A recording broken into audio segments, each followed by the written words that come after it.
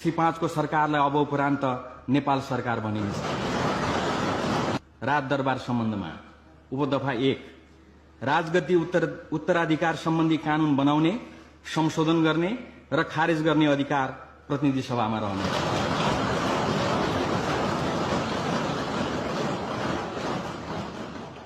श्री 5 को खर्च र सुविधा प्रतिनिधि सभाको निर्णय बमोजिम हुनेछ। उपदफा 3 श्री 5 को निजी सम्पत्ति र आयमाथि कानून बमोजिम कर लाग्नेछ।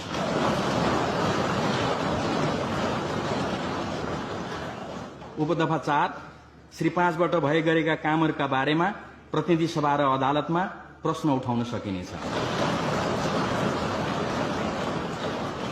उपदफा 5 विद्यमान राजप्रसाद सेवालाई निजामती सेवाको अंग बनाइनेछ।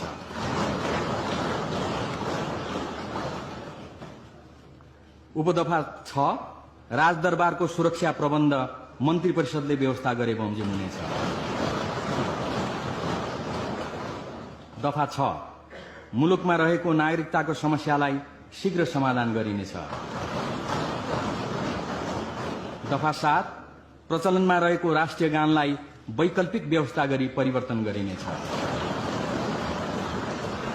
शाही नेपाली सेनाको नाम परिवर्तन गरी नेपाली सेना रहनेछ। दफा 2 राष्ट्रिय सुरक्षा परिषद सम्बन्धी विद्यमान व्यवस्था खारेज गरिएको छ। नेपाली सेनाको नियन्त्रण, प्रयोग र परिचालन गर्न प्रधानमन्त्रीको अध्यक्षतामा एक राष्ट्रिय सुरक्षा परिषद रहनेछ। उपदफा 3 नेपाली सेनाको प्रधान सेनापतिको नियुक्ति मन्त्री परिषदले गर्नेछ। उपदफा 4 सेनाको परमाधिपति सम्बन्धी विद्यमान व्यवस्था खारेज गरिएको छ।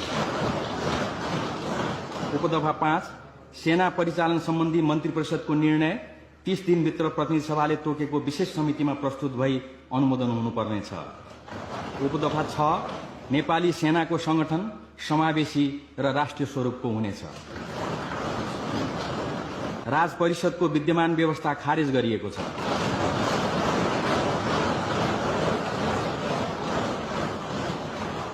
त्यसले गर्दै आएका आवश्यक काम प्रतिनिधि सभाले व्यवस्था गरे बमोजिम हुनेछ। दफा 8 नेपाल धर्मनिरपेक्ष राज्य हुनेछ।